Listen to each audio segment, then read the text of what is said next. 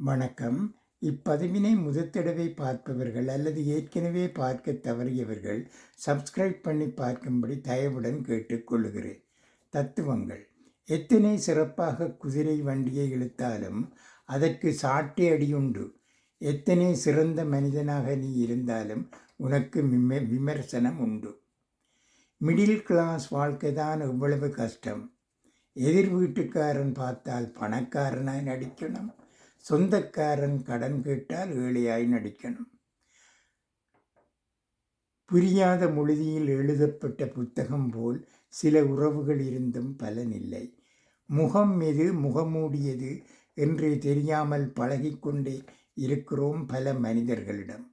முயற்சி மனிதனுடையதுதான் என்றாலும் தீர்ப்பு இறைவனுடையதாகவே அமைகிறது.